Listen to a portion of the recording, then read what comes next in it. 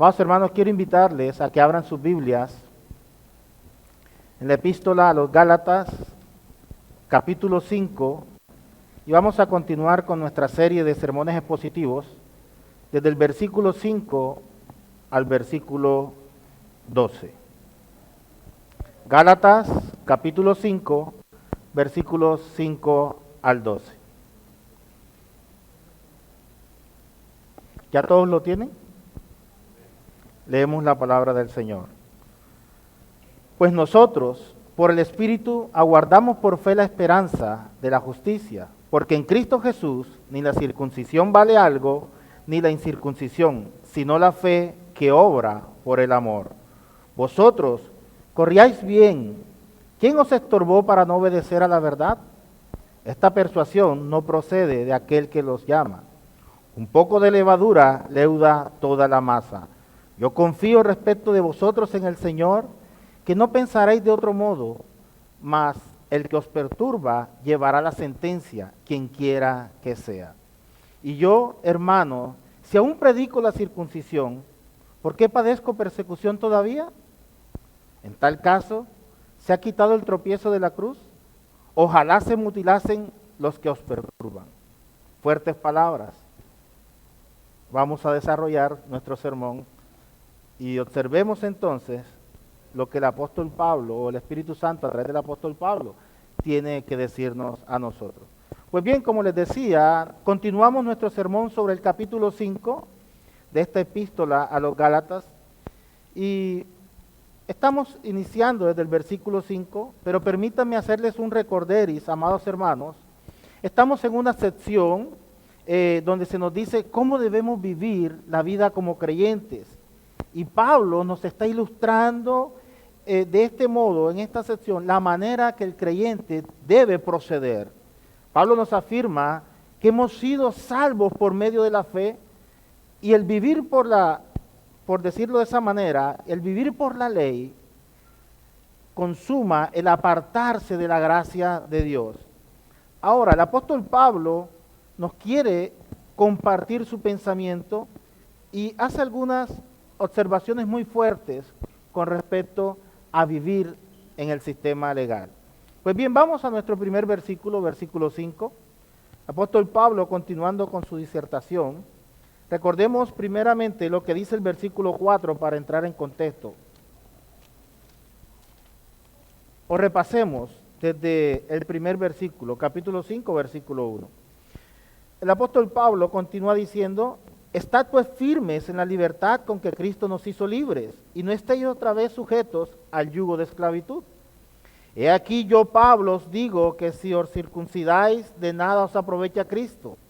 Y otra vez testifico a todo hombre que se circuncida, que está obligado a guardar toda la ley.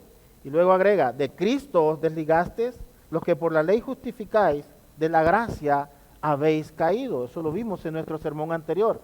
Pero ahora el apóstol Pablo continúa diciendo: pues nosotros por el Espíritu aguardamos por fe la esperanza de la justicia. El apóstol Pablo utiliza la expresión nosotros, es decir, nosotros, ¿quiénes? Los que no estamos viviendo en el sistema legal, los que no estamos justificándonos por la ley, sino nosotros los que hemos sido justificados por la gracia en Cristo Jesús. El apóstol Pablo entonces dice, y se incluye pues nosotros para indicar a aquellos que estaban procurando la salvación por medio de la fe en Cristo Jesús. Y lo hace como una forma de decir, nosotros somos justificados por la fe en comparación con aquellos de los que hace alusión en los primeros 4 versículos que estaban buscando ser justificados por medio de las obras de la ley. Ahora, la palabra griega que se utiliza más adelante aquí es, cuando el apóstol Pablo dice, pues nosotros por el Espíritu aguardamos por la fe, la esperanza de la justicia, la palabra aguardamos es la palabra griega apedehomai, que significa esperar pacientemente. Es decir, aquel que espera que algo suceda, pero espera pacientemente que suceda lo que tiene que suceder.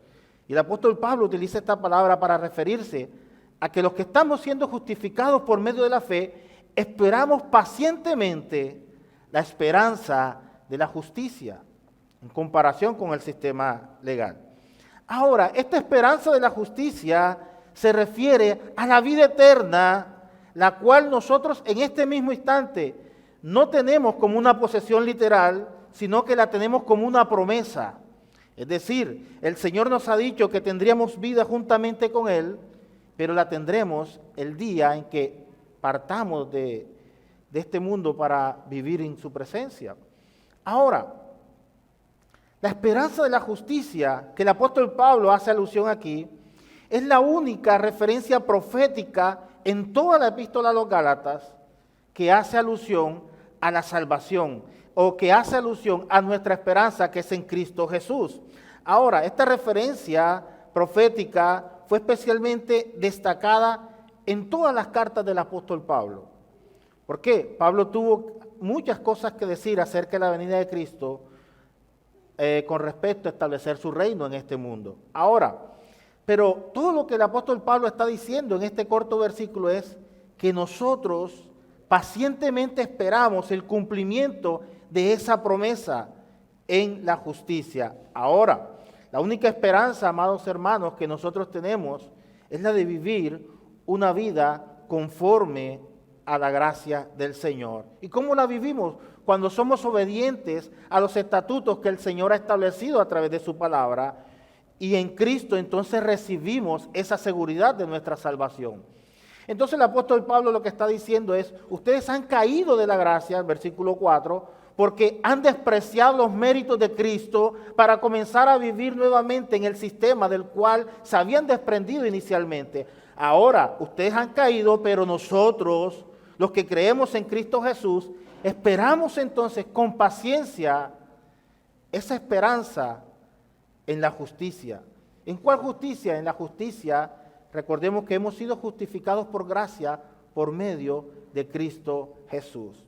Pues bien, los judaizantes lo que estaban haciendo era introducir sutilmente otro tipo de evangelio para quitar a los gálatas de en medio y hacerlos que volvieran al sistema judaizante. En otras palabras, lo que estaban haciendo era diciéndole, no es suficiente los méritos de Cristo, sino que debes cumplir esta lista de requisitos. Y entre la lista de requisitos estaban la circuncisión que Pablo tanto atacaba o que Pablo tanto atacó en esta carta. Pues bien, Pablo simplemente escribió las siguientes palabras del versículo 5. Nosotros por el Espíritu aguardamos por fe la esperanza de la justicia. Y creo que el motivo principal por el cual Pablo hizo esta afirmación es que los cristianos no iban a alcanzar la perfección en esta vida. De ninguna manera nosotros vamos a alcanzar la perfección en esta vida. Si bien es cierto que se nos dice que debemos crecer en estatura como el varón perfecto que es Cristo Jesús, esa perfección no la vamos a alcanzar en esta vida. La perfección la alcanzaremos cuando estemos disfrutando con nuestro Señor por toda la eternidad. Y entonces pienso personalmente que el motivo por el cual Pablo lanza esta expresión es la esperanza de la justicia, es porque no íbamos a alcanzar ese nivel de perfección. Y es evidente que las personas que se consideran perfectas son las más imperfectas como todas las demás, aunque no sean conscientes de ello. Pues bien, esto nos lleva a nuestro siguiente versículo. Continúa el apóstol Pablo diciendo, versículo 6, porque en Cristo Jesús ni la circuncisión vale algo, ni la incircuncisión, sino la fe que obra en amor, o que obra por el amor. Pues bien, decíamos que el rito de la circuncisión era el distintivo de la ley, es decir, era como el sello de la ley. Aquellos que obedecían la ley, su sello, su marca característica que los identificaba era la circuncisión. Y recordemos que un distintivo indica, por decirlo de esa manera, a qué organización pertenece a alguien. Podemos identificarlo por ese distintivo. Pues bien, Pablo dijo que aquellos que llegaban al punto de aplicarse la marca o el distintivo de la ley, que era la circuncisión, entonces esta marca no les iba a servir absolutamente de nada. Vamos a entrar en el contexto.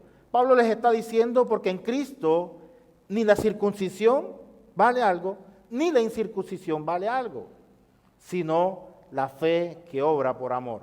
Es decir, los judaizantes se jactaban diciendo, es que cumplimos la ley de Moisés y por lo tanto nos circuncidamos. Pero estos gentiles que dicen creer en Cristo no se identifican absolutamente con nosotros, que hemos sido el pueblo escogido por Dios. Estoy haciendo un paralelo. Entonces, el apóstol Pablo les está diciendo, un momento, ni ustedes que dicen obedecer la ley, que se han circuncidado, ni ustedes otros que no se han circuncidado, valen absolutamente nada ese sello que los identifica o los aparta. Lo que realmente es importante acá es la fe que obra por el amor. Lastimosamente, amados hermanos, aún en nuestros días se nos dice que debemos cumplir ciertos ritos y ciertos requisitos para alcanzar la salvación.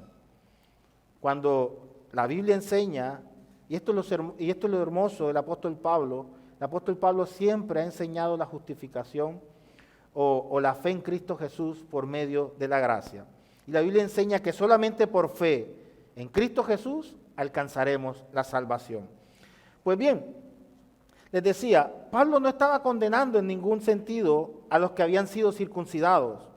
Solo les advierte y les hace una severa advertencia que cuando una persona está plenamente en Cristo Jesús, la circuncisión no establece ninguna diferencia con respecto a la salvación, porque lo que haga o lo que deje de hacer con respecto a la salvación no depende de la persona ni de los actos que esta persona pueda llegar a hacer.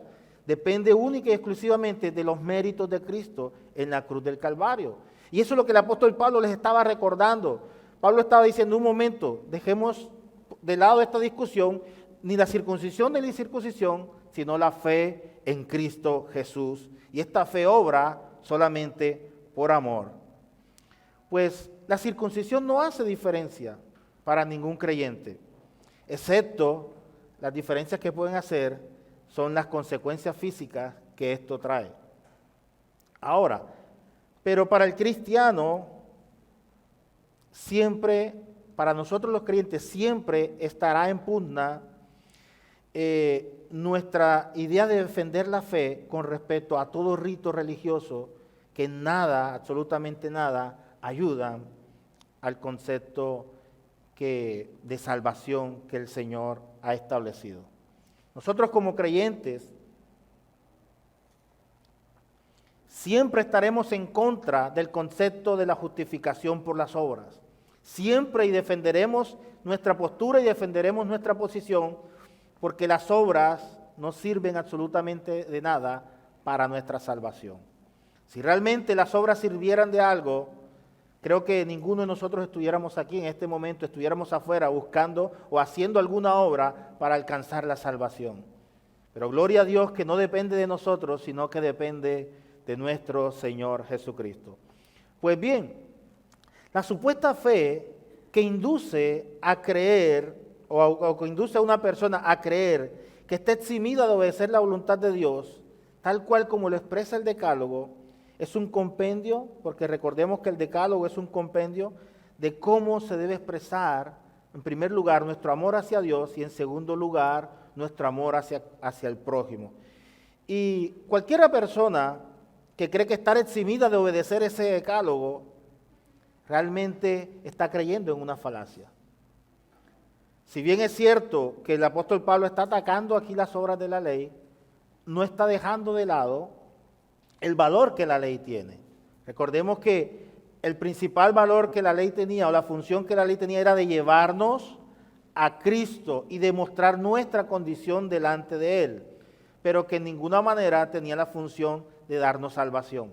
Simplemente era la herramienta o el camino, o como lo expresó Pablo en los capítulos anteriores, era nuestro ayo, es decir, nos llevaba a Cristo para mostrar nuestra condición delante de Dios. Pues bien, una profesión de amor es pura hipocresía si no tiene obediencia. ¿Por qué? Porque yo puedo decir que amo al Señor, que lo amo en todas las maneras, pero si no obedezco su palabra, ¿de qué me vale, disculpen la expresión, ¿de qué me vale a mí decir que amo al Señor si no obedezco y cumplo lo que Él ha establecido en su palabra? Y precisamente los judaizantes estaban haciendo esto. Ellos decían que amaban al Señor y obedecían la ley, pero la obedecían de tal manera literal que querían inducir incluso a los nuevos creyentes a que dejaran de creer en Cristo y que se volvieran al sistema judaizante.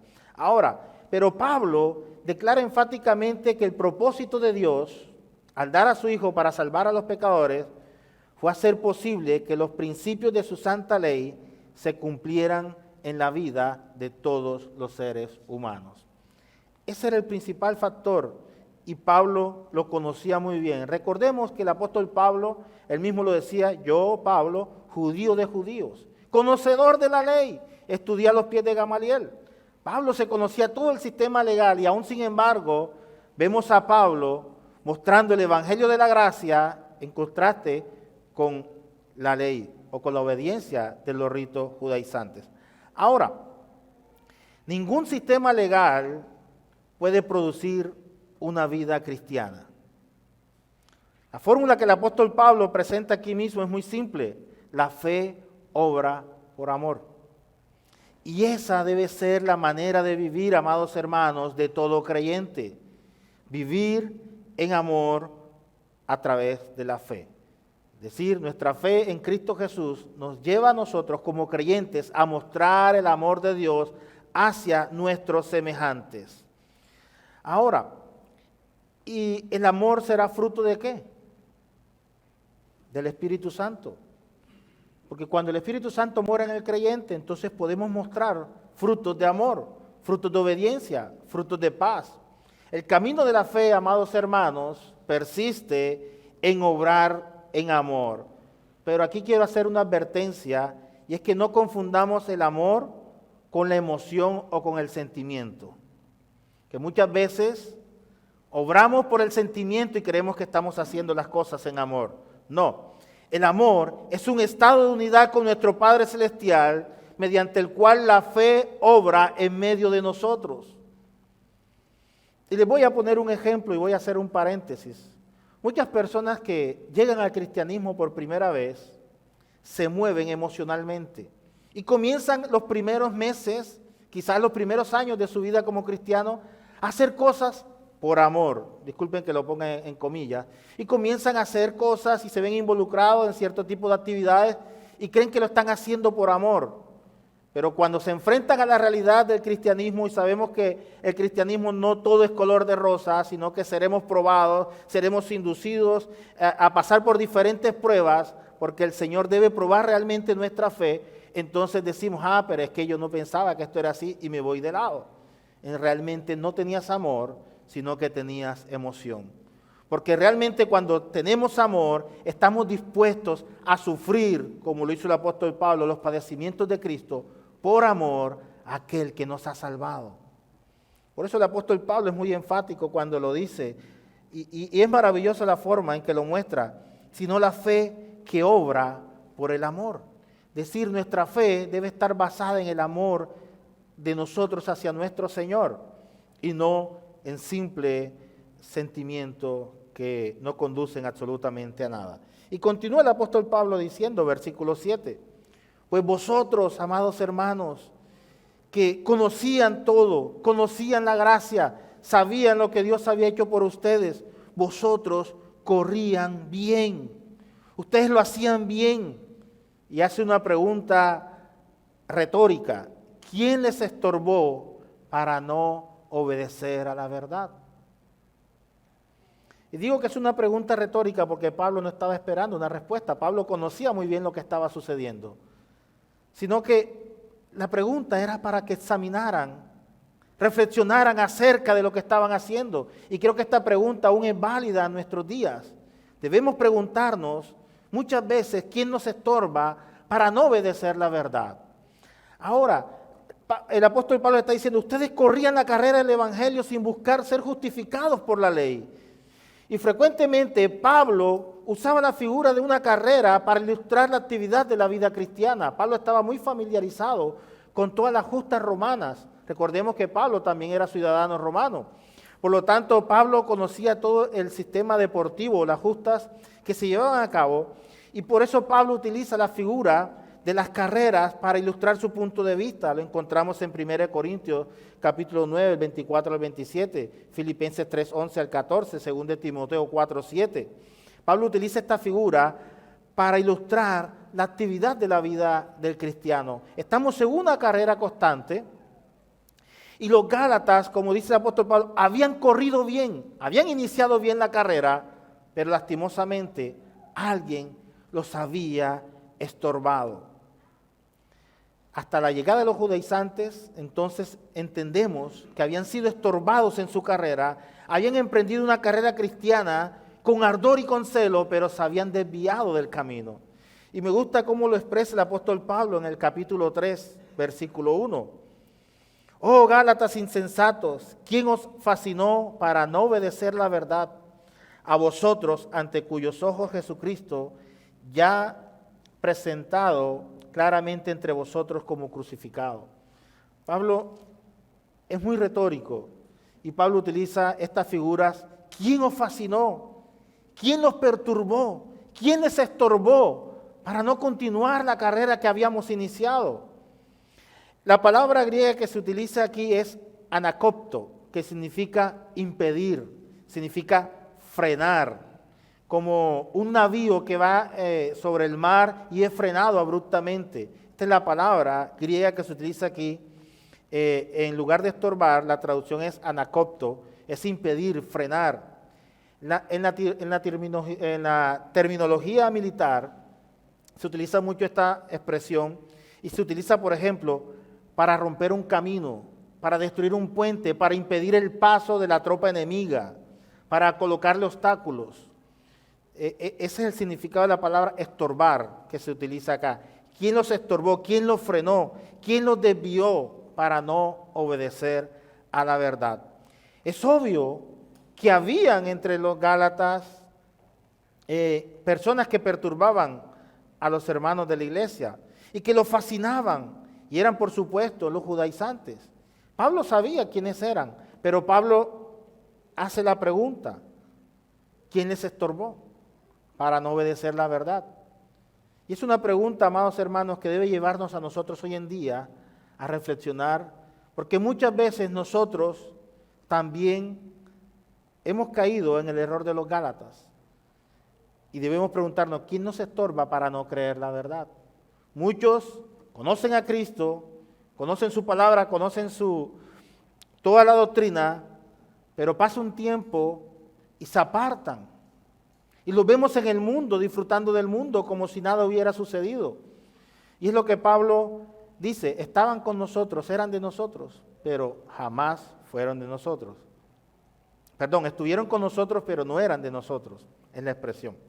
Ahora, y Pablo está diciendo aquí en este versículo: ustedes iniciaron bien la carrera, comenzaron bien, pero ¿quién los estorbó para no obedecer a la verdad? Y cuando Pablo utiliza la pregunta, como les decía, no está esperando una respuesta de la iglesia. Más que todo, los estaba llevando a meditar en lo que estaban haciendo. Los estaba llevando al punto de que ellos mismos reconocieran en dónde habían fallado. Y quizás muchos de nosotros también debemos preguntarnos muchas veces en qué fallamos. A veces fallamos en no darle la gracia que se merece nuestro Señor, en no darle la honra que Él se merece, y muchas veces nosotros también nos robamos la honra que le pertenece a nuestro Señor. Pues bien, el apóstol Pablo estaba reprendiendo a los Gálatas, les estaba dirigiendo un reproche muy delicado, muy sutil. Pablo era muy experto en ese tipo de forma de reprender, porque ellos estaban viendo o estaban viviendo la vida cristiana bien hasta que aparecieron los judaizantes y comenzaron a desviar a la iglesia de su camino. Pues bien, Pablo entonces les dice quién les estorbó y quién les estorbó entonces, amados hermanos, para no obedecer a la verdad. ¿A cuál verdad se estaba refiriendo Pablo? Pues bien, a la verdad del Evangelio. El Señor Jesucristo en persona. Recordemos que el Señor dijo: yo soy el camino, la verdad y la vida. Entonces, cuando el sistema legal que se había introducido sutilmente en la iglesia estaba permeando a la iglesia, Pablo tuvo que tomar cartas en el asunto, envió esta misiva diciéndole a los Gálatas: presten atención, se están desviando del camino, pero quiero que reflexionen en lo que ustedes están haciendo. Y Pablo continúa su disertación y continúa en el siguiente versículo, versículo 8. Esta persuasión no procede de aquel que os llama. En otras palabras, Pablo les estaba diciendo, esta instigación no ha venido de Cristo, sino que ha venido de otras fuentes y ustedes las conocen muy bien. El Señor que los llamó jamás los va a llevar a que ustedes se desvíen del camino. Pues piensen en lo que están haciendo, porque Cristo jamás los va a instigar a que se aparten del camino de la verdad. Yo quiero hacerte una pregunta retórica también. ¿Qué es lo que está causando tropiezo en tu vida? No me respondas, es para reflexionar. Muchas veces comenzamos la carrera y tiramos la toalla a mitad del camino. Mi pregunta entonces va dirigida, ¿qué es lo que te ha estorbado para no continuar la carrera que has comenzado? No me respondas, es una pregunta retórica. Pues bien, el apóstol Pablo está diciendo, esta persuasión no procede de aquel que lo llama. Y podemos deducir por el texto y por el contexto que debió haber existido algo peculiarmente fascinante en las enseñanzas de los judaizantes, porque fueron seducidos muchos de los cristianos, y Pablo tuvo que escribir extensamente para advertirles contra esta seducción. Tuvo que haber algo fascinante, algo que los cautivó, que los hizo apartarse de la verdad. Eso me recuerda, y voy a hacer un paréntesis aquí, cuando los españoles invadieron América, porque realmente la invadieron. Cuando los españoles invadieron América, engañaron y fascinaron a los locales con espejitos. Dice la historia que les trajeron espejitos y ellos se fascinaron porque no lo conocían y de tal manera quedaron tan fascinados que les robaron todo el oro. Algunos historiadores narran esto. Y entonces, de la misma manera, tuvo que existir algo fascinante, fuera de lo común, que fascinó a los hermanos de la iglesia de Galacia para dejar el evangelio e irse en pos del judaizantes. Y creo que no se deja entrever, pero creo que tuvo que ser las enseñanzas del judaísmo mezclados con otro tipo de cosas para colocarle algo místico que les llamó la atención. ¿Y por qué lo digo? Porque más adelante vamos a ver algo de misticismo que había ahí escondido para llamar la atención de los cristianos allí. Y entonces decíamos que debió existir algo fascinante. Recordemos cuando el Señor, le dijeron, Señor, pero haz prodigios, haz milagros, estoy parafraseando, y el Señor les dijo, no hay prodigios ni milagros, solamente la señal del profeta Jonás, verás. ¿Y cuál era esa señal? Que el Señor, Jonás fue tragado por un pez y escupido al tercer día. El Señor lo que estaba diciendo es, seré entregado, moriré, pero al tercer día resucitaré. Y ellos esperaban algo maravilloso, señales, prodigios, fuego caer del cielo, me imagino yo, no sé, cualquier tipo de cosas que los fascinaran y quedaran con la boca abierta, así como en las caricaturas. Pero no, eso no era lo que esperaban. Y Pablo sabía muy bien estas cosas, pero algo de fascinación, algo de misticismo debía haber existido en la predicación de los judaizantes que estaban llevando a los hermanos de Galacia a ir en pos de esas enseñanzas. Y a estas alturas parece casi tan extraño que los cristianos fueran seducidos por los judaizantes como lo fueron los judíos por la idolatría en los tiempos del Antiguo Testamento. Recordemos que en el Antiguo Testamento también Israel cayó muchas veces en la idolatría porque eran fascinados por la forma en que los otros pueblos y las otras regiones adoraban a sus dioses.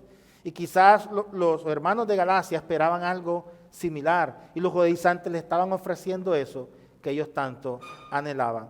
Y quizás aquí también haciendo una aplicación para nuestra vida práctica, quizás muchos de nosotros también fuimos fascinados por un evangelio totalmente diferente al evangelio que se nos enseña en las Escrituras. muchos de nosotros inclusive hemos llegado al Evangelio o llegamos al Evangelio fascinados por lo que tenían que ofrecernos.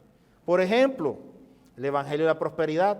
Muchos llegaron al Evangelio atraídos por aquella gran idea de que si le entregabas a Dios tu 10, tu 20, tu 30%, el Señor te lo iba a multiplicar en sobremanera. Y muchos fueron fascinados y siguieron esa enseñanza, pero cuando se encontraron con la realidad, muchos quizás entraron en depresión, muchos quizás se han suicidado a causa de estas malas prácticas. Y quizás esto es lo que estaba sucediendo. Quizás muchos llegamos también al Evangelio por las falsas promesas de sanidad. No, ven para que seas sanado y haremos una oración por ti para que recibas la sanación. ¿Sabes una cosa? Discúlpeme lo que voy a decir. La sanidad no depende de mi oración ni de su oración. La sanidad depende únicamente de Dios, si Él quiere. Debemos aprender a obedecer la voluntad de Dios cualquiera que sea. El apóstol Pablo es un ejemplo de eso. Vivía con una enfermedad. El ser creyente no nos garantiza que viviremos una vida 100% libre de enfermedades, libre de deudas. No, de ninguna manera. La Biblia nos enseña que sufriremos, que seremos perseguidos a causa del Evangelio. Por causa del Evangelio, quiero hacer la aclaración, por causa del Evangelio.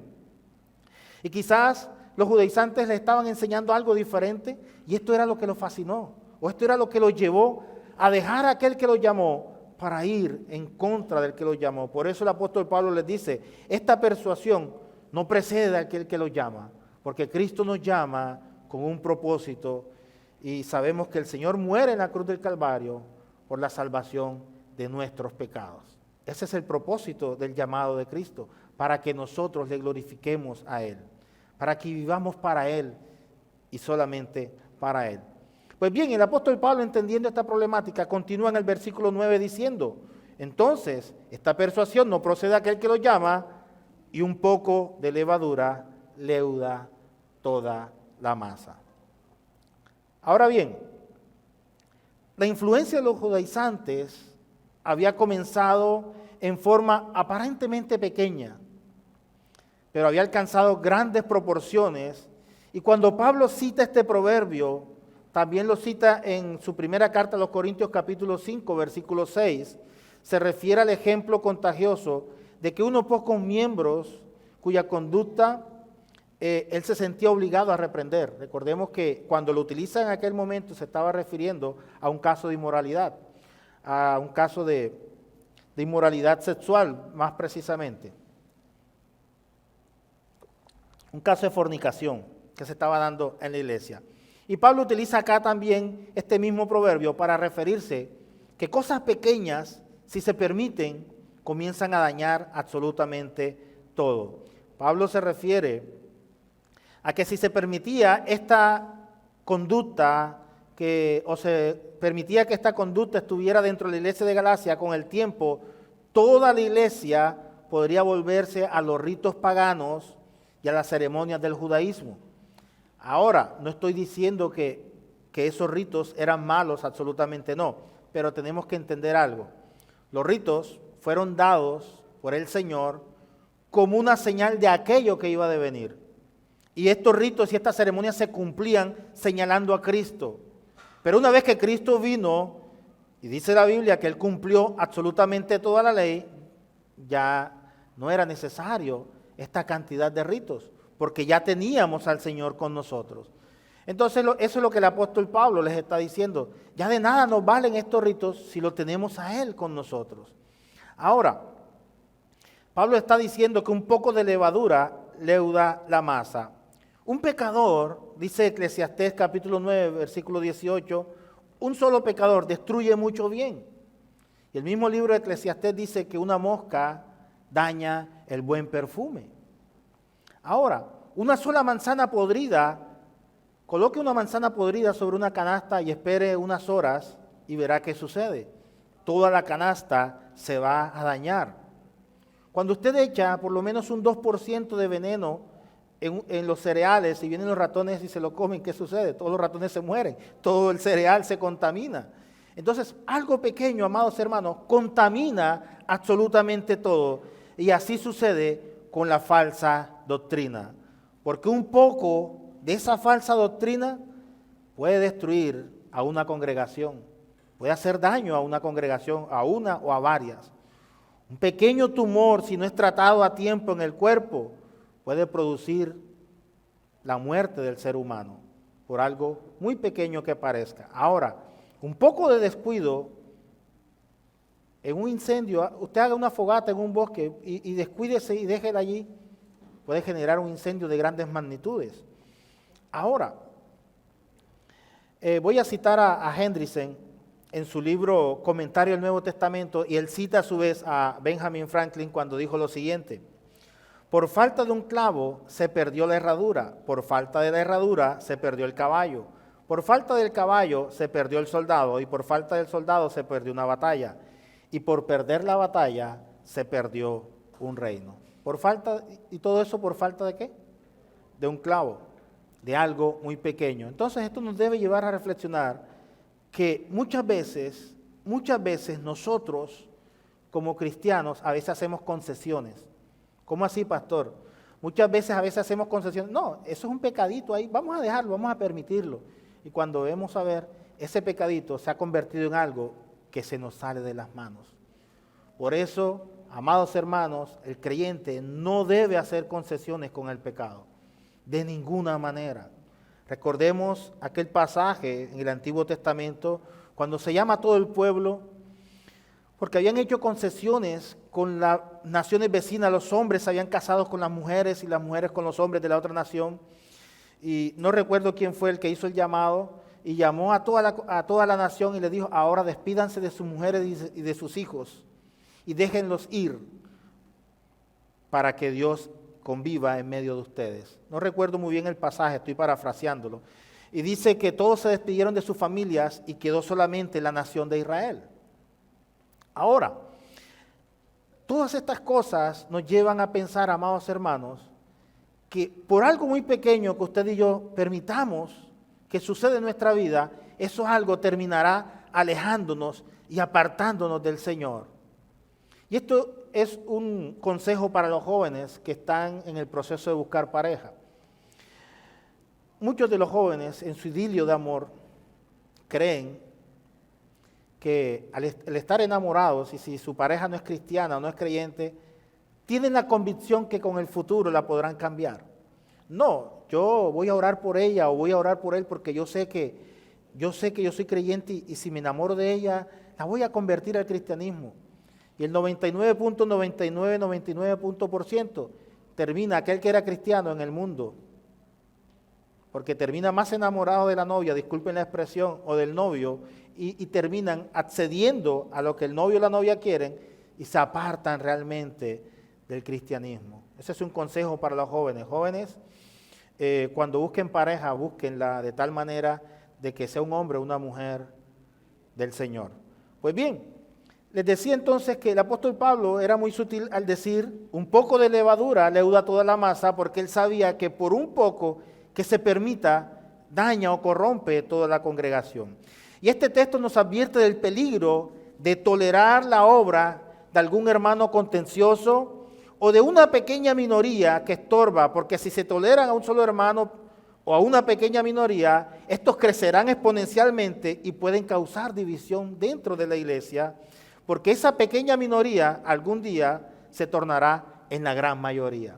Y voy a colocar un ejemplo real, es muy vergonzoso, pero voy a colocar un ejemplo real. Muchas iglesias de tradición bautistas se dejaron permear por el movimiento LGTBI en Estados Unidos. Comenzaron con aceptar a los hermanos, no tengo en nada, discúlpenme, no tengo en nada de las personas LGTBIQ y todo el abecedario, simplemente quiero hacer el ejemplo que es muy real. Estas iglesias muy tradicionales comenzaron a aceptar a estas personas, y está bien, usted puede llegar a la congregación, pero siempre hablándoles y exponiéndoles el evangelio para que ellos reconozcan su pecado delante de Dios. Pues bien, estas iglesias comenzaron a permitirlos de tal manera que crecieron tanto que ya nombraron pastores LGTBI. Estas iglesias que por muchos años fueron bautistas tradicionales, hoy en día son más liberales que los liberales, permitiendo a pastores homosexuales dentro de la iglesia. Un poco de levadura leuda la masa. En la Biblia, tanto en el Antiguo Testamento como en el Nuevo, la levadura siempre ha sido principio de un mal. El Señor Jesús mismo advirtió a sus discípulos de la levadura de los fariseos cuando les dijo: guardaos de la levadura de los fariseos. Mateo 16:6. Y creemos, amados hermanos, que nosotros debemos ser advertidos o prevenidos en la actualidad contra la levadura del legalismo, que es muy perjudicial. El legalismo dice que cuando Cristo murió en la cruz por usted y por mí hace más de 2000 años, Él no nos dio una salvación completa, sino que es incompleta porque usted tiene que hacer algo, usted tiene que aceptarlo, usted tiene que ir más allá. Por ejemplo, dicen, además de haber sido salvado, tienes que tener una experiencia mística con el Señor, porque si no tienes esa experiencia, no has recibido el Espíritu Santo. Tienes que hablar en lengua, pero la lengua que tienes que hablarla en 5 formas diferentes, porque si no, no has sido bautizado con el Espíritu Santo. O sea, se ha colocado, inclusive hoy en nuestros días, cierto misticismo a esa práctica, y eso es levadura que leuda la masa, cuando la Escritura dice que por gracia hemos sido salvos. Ya, no hay absolutamente nada, no hay méritos en nosotros, hemos sido salvos por la obra expiatoria de Cristo Jesús en la cruz del Calvario. Y gloria a Dios porque ha sido de esa manera, hemos sido salvos por Él. Ahora bien, usted puede tener una experiencia espiritual, pero eso no le va a añadir ni le va a quitar absolutamente nada a su salvación. Porque por 10,000 o 100,000 experiencias espirituales que usted tenga, esto no lo va a hacer más salvo que otra persona, ni lo va a hacer más santo que otra persona. No, amados hermanos, seamos bíblicos y vayamos a lo que dicen las Escrituras. Eso no añade absolutamente a nuestra salvación. Y quizás eso era lo que estaba sucediendo en la iglesia de Galacia. Y quizás sucede hoy en día en muchas de nuestras iglesias. ¿Sabes por qué? Porque no hemos entendido que quien logró nuestra salvación fue Cristo Jesús y no nosotros. Quizás usted ha observado a un panadero cómo hace el pan. ¿Quiénes han tenido esa experiencia de observar cómo se hace pan?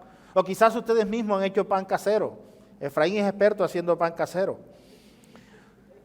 Ustedes han visto cómo es el proceso del pan. Se toma el trigo, se amasa con agua, harina, huevos y finalmente levadura. Se deja la masa por un rato antes de introducirla al horno para que la masa comience a tomar forma. Y luego se introduce en el horno, pero ya tiene levadura, y se sacan las hogazas de pan, un pan grande, delicioso, a la vista, apetecible. Y usted lo prueba y, wow, la levadura le ha dado un buen sabor al pan, delicioso. Pues bien, podemos apreciar en consecuencia que hay mucha levadura, que hoy mucha levadura se está colocando en el Evangelio para hacerlo más apetecible, para hacerlo más sabroso, disculpen la expresión, para hacerlo más deseable hacia las personas. Y en la Biblia se nos advierte que no desnaturalicemos el mensaje del Evangelio. Muchos le colocan un plus extra al Evangelio para hacerlo más apetecible. Hermano, ven a Cristo para que obtengas casa, beca, familia y todo lo que tú quieras. Como si Cristo, disculpen la expresión, como si Cristo fuera aquel, por decirlo de esa manera, genio de la botella que nos va a dar todo lo que tenemos. No, y ese es el mensaje que muchas veces se predican. Hermano, ven a Cristo para que Cristo restaure tu matrimonio. Hermano, ven a Cristo para que salgas de todos tus problemas. Hermano, ven a Cristo para esto. Esa es la invitación que se está haciendo. Esa es la levadura que se está introduciendo en el Evangelio. Pero no se nos dice, hermano, ven a Cristo para que te arrepientas de tus pecados, para que reconozcas que eres un pecador delante de Dios y para que Él te permita tener salvación. Eso no se predica porque nos da miedo. Eso no se predica porque tenemos miedo de que las iglesias se queden vacías. Y Pablo hace esa advertencia, un poco de levadura leuda la masa. Vamos, hermanos, cuando vayamos a compartir el Evangelio de Cristo, debemos compartirlo de tal manera que mostremos a Cristo y no nos mostremos a nosotros. Por eso Pablo continúa diciendo, yo confío respecto de vosotros en el Señor, que no pensaréis de otro modo, mas el que os perturba llevará la sentencia, quien quiera que sea. Palabra fuerte del apóstol Pablo. Cualquiera que les perturba llevará la sentencia, quien quiera que sea. Por eso el apóstol Pablo, cuando inicia su carta a los Gálatas, hace una observación muy válida. Si un ángel del cielo, aun si un ángel del cielo viene y les predica otro evangelio diferente, sea anatema. Porque no hay nada diferente a lo que ya está consignado en las Escrituras. No hay absolutamente nada que pueda cambiar lo que el Señor ya ha establecido en su palabra. Ni las revelaciones ahora. No es que el Señor me reveló que tenía que escribir una nueva epístola. La Biblia dice que el canon ya ha sido cerrado. Entonces, Pablo es muy consciente de esto y les está diciendo, yo, hermanos, confío en ustedes, confío en el Señor, que ustedes no pensarán de otro modo, es decir, ustedes no se dejarán seducir por esto, pero el que los perturba llevará la sentencia, quien quiera que sea. Siempre aquellos que han distorsionado la verdad terminarán recibiendo lo que es justo. Por eso Pablo confía en el Señor. A propósito de la enseñanza de la justicia que hablaba nuestro pastor Odúber al principio. La justicia de Dios sí es justa, porque Dios le da a cada uno conforme a su voluntad y no conforme a nuestra voluntad. Y muchas veces decimos, que Dios es injusto porque a Él lo bendice más que a mí. No, Dios nos da a cada uno conforme a su voluntad y esa es la justicia de Dios. Nosotros no merecíamos absolutamente nada, pero por gracia hemos sido salvos. Esa es la justicia de Dios. Ahora, Pablo les está diciendo, confío plenamente en el Señor, que ustedes no actuarán de esta manera, y les exhorta para que sean llamados a la verdad y dejen de someterse ante el yugo de la ley. Y Pablo creía en su corazón que los Gálatas, en última instancia, iban a rechazar la enseñanza de los judaizantes, porque él les dijo, confío en ustedes, y creo que Pablo les estaba diciendo que creo que ustedes tienen los pies sobre la tierra y que apartarán su cabeza de las nubes, es decir, dejarán de pensar en lo que no les conviene y regresarán al evangelio que yo les había predicado inicialmente, y entonces se darán cuenta por ustedes mismos que todas estas enseñanzas de los judaizantes habían sido una intromisión, que habían sido como la levadura. Y esto nos debe llevar a nosotros a reflexionar y a pensar, amados hermanos, en que realmente nosotros debemos hacer defensa de nuestra fe. Debemos defender el evangelio de tal manera que mostremos a Cristo. Porque se los decía anteriormente, lastimosamente en nuestro medio el evangelio se ha cambiado por un evangelio exprés, por un evangelio totalmente diferente que nada tiene que ver con las Escrituras. El progreso de la apostasía en Galacia, aunque era alarmante, no se había completado totalmente. Y por eso Pablo confiaba que por lo menos la mayoría de los hermanos de Galacia reconocieran su error y no se apartaran. Y esta expresión de confianza reflejaba el buen juicio de parte de Pablo como dirigente de la iglesia, pues la confianza que Pablo tenía, o la confianza que Pablo le inspiraba a los hermanos de Galacia, les estimulaba a que tomaran buenas decisiones. Por eso Pablo les dijo, no pensaréis de otro modo, es decir, ustedes no se sentirán inclinados a aceptar el consejo de los judaizantes y tampoco se van a prestarle atención a la apostasía, pero sí necesito que presten atención a mis advertencias. Y Pablo evita con mucho tacto, no ejercer presión sobre sus lectores para que creyeran lo mismo que él. Pues Pablo les estaba presentando los hechos de una forma honrada, de una forma lógica, y los estaba exhortando para que ellos mismos tomaran su propia decisión. Y Pablo estaba esperando que la unidad de la iglesia, y puesto que la única conducta razonable que existía allí era de seguir el consejo que Pablo les estaba dando, Pablo confiaba de que ellos iban a recibir este consejo con amor. Por eso Pablo los elogia, por decirlo de esa manera, en el sentido de decir, confío de que ustedes tomarán una buena decisión. Más sin embargo, Pablo dice, pero el que los perturba recibirá su propio castigo o la sentencia que se merece. Los hermanos en Galacia, o los hermanos de la iglesia de Galacia, eran vacilantes, en el sentido que estaban indecisos si sí, si no, si esto y lo otro, pero indudablemente se encontraban en un estado de incertidumbre y en un estado de perplejidad. Y más de una persona era responsable de lo que estaba sucediendo entre la iglesia de Gálatas. El hecho de que Pablo utiliza aquí el singular no significa que se estaba dirigiendo a una sola persona, sino que Pablo sabía qué era lo que estaba sucediendo. Pablo sabía quiénes eran los que estaban causando la división allí en la iglesia. Pero Pablo no quiso ir más allá del asunto, sino que quiso apelar al mismo razonamiento de la iglesia para que ellos se dieran cuenta del error que estaban cometiendo. Por eso Pablo continúa diciendo, y yo, hermanos, si aún predico la circuncisión, ¿por qué padezco persecución todavía? En tal caso, se ha quitado el tropiezo de la cruz. Pues bien, recordemos que el punto principal de los judaizantes era la circuncisión.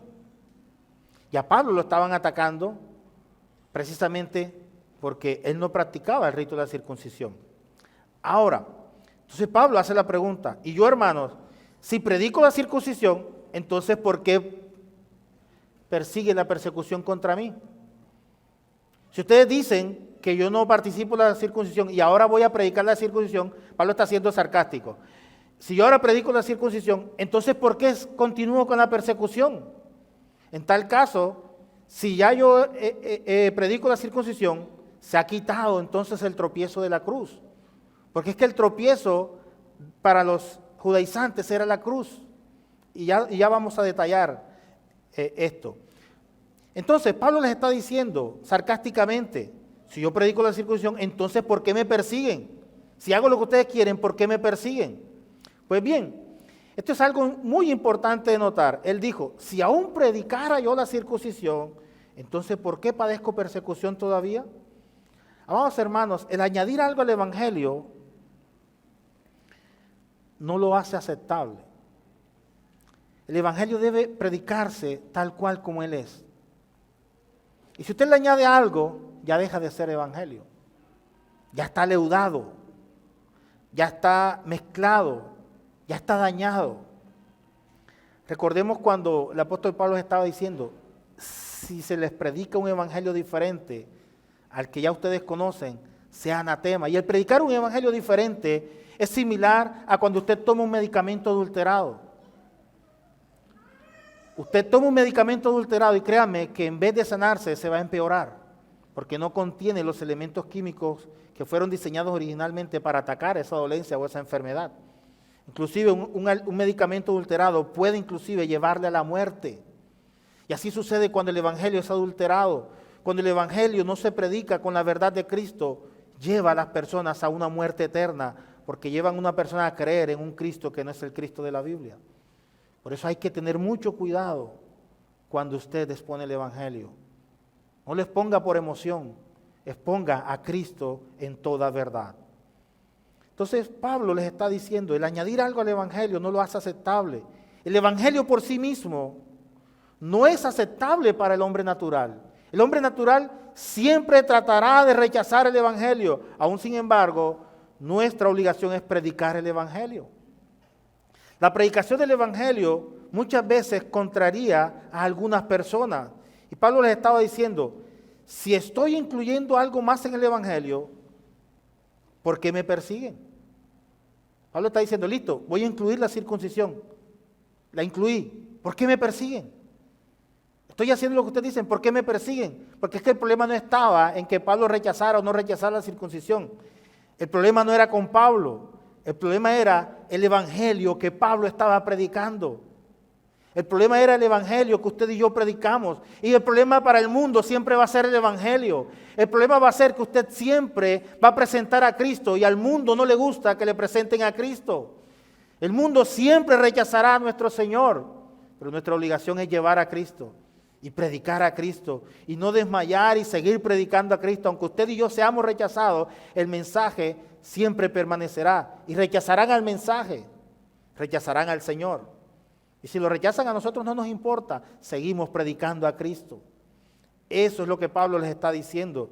Y Pablo continúa diciendo, en tal caso entonces se habría quitado la ofensa de la cruz.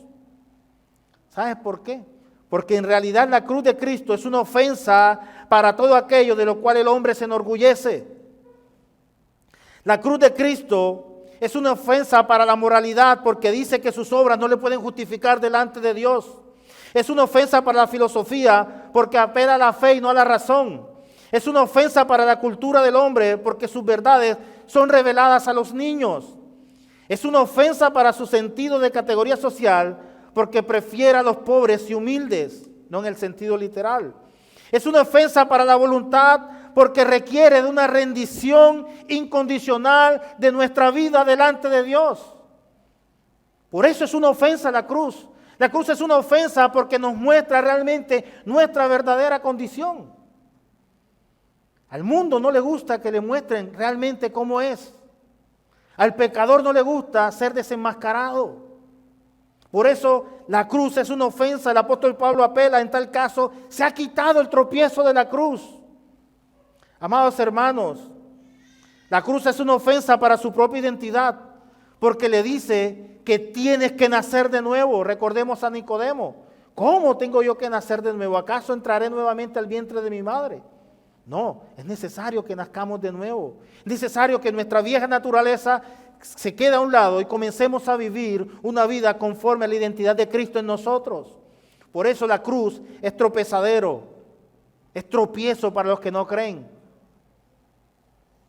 Pues bien, recordemos que esta última condición fue insultante para Nicodemo. Nicodemo no podía creerlo. Tengo que nacer de nuevo, pero si yo soy fariseo, conozco la ley. Tienes que nacer de nuevo, Nicodemo. No puedes venir ni seguir al Señor si no nacieres de nuevo. Y quizás eso es lo que el mundo no quiere. El mundo no quiere dejar su vieja naturaleza para nacer de nuevo y comenzar a vivir una vida para Cristo. Y por eso es que la cruz es un tropezadero.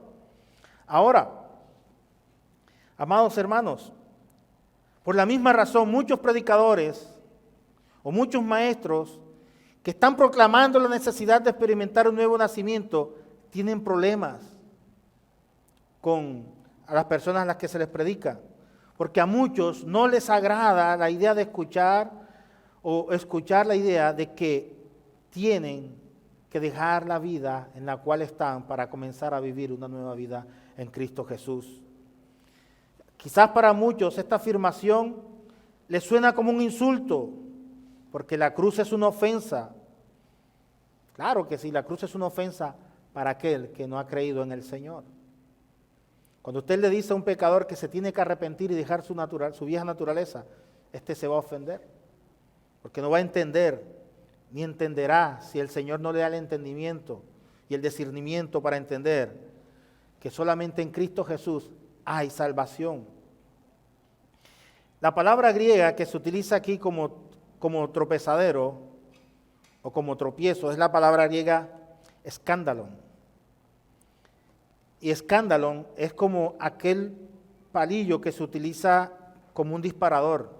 Ustedes han visto algunas películas cuando las personas están en la selva que hacen una trampa para atrapar a algún animal para cazar y colocan como un palillo ahí que si tocan ese palillo caen.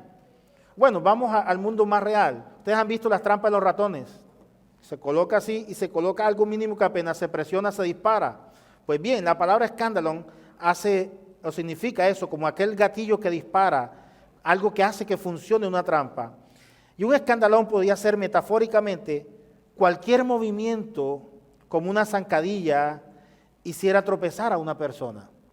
Pues bien, el apóstol Pablo lo está diciendo acá. Le está diciendo, y yo, hermanos, si aún predico la circuncisión porque padezco persecución, en tal caso se ha quitado el tropiezo. Y esa palabra tropiezo es como aquello que tropieza.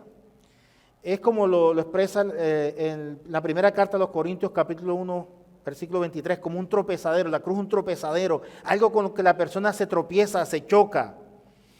Pues bien, se pensaba así porque los judaizantes esperaban la venida de un Mesías, pero lo esperaban como un gran líder político, como un gran líder militar que los iba a librar de la tiranía de los romanos. Por eso ellos no podían concebir en su mente que el Mesías fuera una persona que vino en humildad a morir en la cruz del Calvario por la salvación de cada uno de nosotros. Pero si ellos hubieran interpretado y hubieran entendido lo que dice el profeta Isaías en el capítulo 53, hubieran entonces entendido que la profecía se estaba cumpliendo en Cristo Jesús. Pero para los judaizantes era muy duro, inclusive hasta nuestros días, aceptar que el Señor es el Mesías que fue prometido. Porque no podían concebir a un Mesías que fuera débil en el sentido de ir a morir y dar la vida por otros. Pues bien, en su mente y en su corazón no había lugar para un Mesías sufriente, para el siervo sufriente. Y esto era un escándalo, este era el tropezadero. Ellos no entendían, ese era el tropezadero con el cual ellos se estaban estrellando. Alguna vez un profesor en un seminario dijo en cierta ocasión algo muy sabio. Él dijo: jóvenes, no disminuyan para nada la sustancia del Evangelio. No lo cambien, porque el Evangelio tiene tropiezo, la ofensa de la cruz. Nosotros no podemos disminuir el Evangelio cuando lo predicamos, porque el mismo Evangelio se encargará, amados hermanos, de mostrar el error en el cual el mundo se encuentra. Pues bien, a veces nosotros, por la misma emoción de predicar el Evangelio, resultamos ofensivos en la manera en que presentamos el Evangelio. Que el Señor nos perdone si muchas veces actuamos de manera ofensiva al presentar el Evangelio. ¿Por qué lo digo? Porque muchas veces queremos predicar el Evangelio y lo predicamos de tal manera que restregamos la culpa sobre la persona, le restregamos su condición en la cara, y esa no es la forma de predicar el Evangelio. Por ejemplo, muchas veces cuando se le predica a una persona alcohólica: es que tú eres alcohólico por esto, y arrepiéntete. Esa no es la forma de presentar el Evangelio. O cuando nos presentamos el Evangelio a una persona del abecedario, también le decimos: es que por tu condición de pecador la Biblia dice que te vas a consumir en el infierno por esto. No, esa no es la forma de presentar el Evangelio. Hay que presentar el Evangelio mostrándole a Cristo de tal manera que el mismo Evangelio lo convenza a él o a esa persona de pecado. Y allí es donde viene el tropezadero para ella. Porque cuando se enfrenta a la realidad, disculpen la expresión, ahí viene el ay, ay, ay, porque reconocerá que realmente es un pecador que necesita de la gracia salvadora de Cristo. Y por eso les digo que el Señor nos perdone si muchas veces actuamos de manera equivocada al presentar el Evangelio. Estamos seguros que la mayoría de nosotros que ha intentado comunicar el Evangelio no quiere ofender personalmente a nadie, pero a veces lo hacemos consciente o inconscientemente.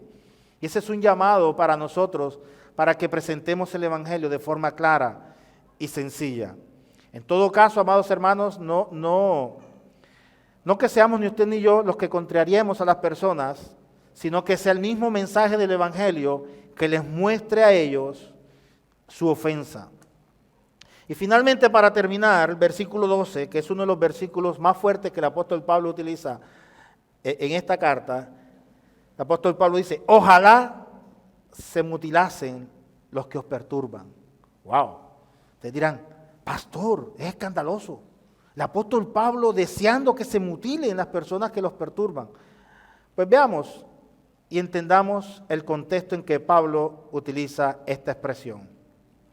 Pues bien, Pablo está diciendo, en otras palabras: me agradaría que estos judaizantes fuesen quitados de entre vosotros.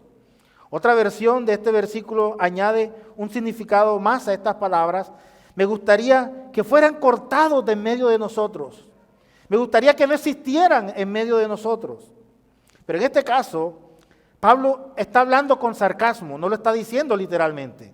Pablo utiliza una expresión de sarcasmo diciendo: ojalá se mutilaran los que les perturban, ojalá fueran cortados aquellos que introducen un evangelio diferente. Pablo lo está utilizando en manera de sarcasmo, sugiriendo que sus contradictores, los judaizantes, no se limitaran solamente a circuncidarse, sino que llegaran al extremo de castrarse.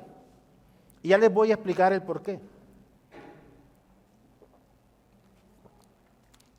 La palabra griega que se utiliza aquí para mutilarse es la palabra apocopto, que significa cortar, trozar, separar, como en el caso de Hechos 27:32, de amputar, de mutilarse, como en Juan 18:10, es castrarse, convertirse en un eunuco, como en Deuteronomio 23:1. La palabra no se utiliza en sentido figurado como muchos creen y piensan, de separar, no, de separar al hermano de la iglesia, no, aquí se utiliza la expresión literal, cortarse, mutilarse. ¿Sabes por qué? Vamos al contexto histórico. La ciudad de Pesino, en la Galacia central, era la sede del culto a la diosa Civiles, la diosa que se conocía como la madre naturaleza en la antigua Grecia o en la antigua Anatolia. Y los hombres que se congregaban allí y le rendían culto y servicio a esta diosa, la costumbre era de convertirse en eunucos. Sí sabemos lo que es un eunuco, ¿verdad? Un eunuco es aquel hombre, varón, que castra su miembro, su aparato reproductor masculino, y se convierte en una persona sin poder reproducirse, sexualmente hablando. Entonces, Pablo sugiere que los judaizantes que abogaban por la circuncisión, Pablo les está diciendo, ojalá ustedes si pudieran lograr en alguna medida, cástrense también, para que no dieran más adelante hijos de perdición. Pero lo dice no en una forma literal, sino que lo dice como una forma de sarcasmo, por decirlo. Ojalá ustedes también se castraran cuando están haciéndose la circuncisión. Recordemos que el proceso de circuncisión consiste en retirar el prepucio. Entonces Pablo utiliza esa expresión sarcástica para decirle, ojalá cuando estén en ese proceso se castraran todos y dejaran de molestar. Es una expresión sarcástica que el apóstol Pablo utiliza. Y debido a la deliberada tergiversación de las enseñanzas de Pablo por parte de los judaizantes, estos hombres no demostraban que fueran más capaces que los paganos. Y ese era el clima del tema de Pablo contra los judaizantes. Y por eso Pablo utiliza esta expresión, ojalá se castrasen, ojalá se mutilasen. Porque el judaizar equivalía a convertirse y volver al paganismo. Y la circuncisión tenía tanto valor como medio de salvación, pero para la costumbre judaizante. Para el creyente, la circuncisión no tenía ningún valor. Para el nuevo cristiano, la circuncisión era un rito sin más ni más. Y la circuncisión como rito religioso no tenía ningún significado, salvo la mutilación del cuerpo. Por eso Pablo lo dice sarcásticamente, ojalá se mutilasen, ojalá se cortasen, para que no estuvieran más con nosotros. Pablo ilustraba con eso su deseo de que ellos no produjeran nuevos conversos a sus falsas enseñanzas. En otras palabras, como aquel que practica el pecado y uno le dijera, ojalá te quedaras en tu pecado. Bueno, es la misma expresión que el apóstol Pablo utiliza aquí. Ojalá te castraras mientras estás practicando esto para que entendieras que no es por allí, sino que es por el evangelio de la gracia. Pues bien, finalmente el consejo que el apóstol Pablo da en todo esto es que debemos vivir una vida, amados hermanos, confiando en la esperanza de la justicia. Y recordemos que la esperanza de nuestra justicia es Cristo Jesús, y que vivimos para Él y solamente para Él, y que fuera de Él no hay absolutamente nada, no hay sistema legal ni religioso que nos pueda llevar a la salvación, sino nuestra fe en Cristo Jesús. Amén.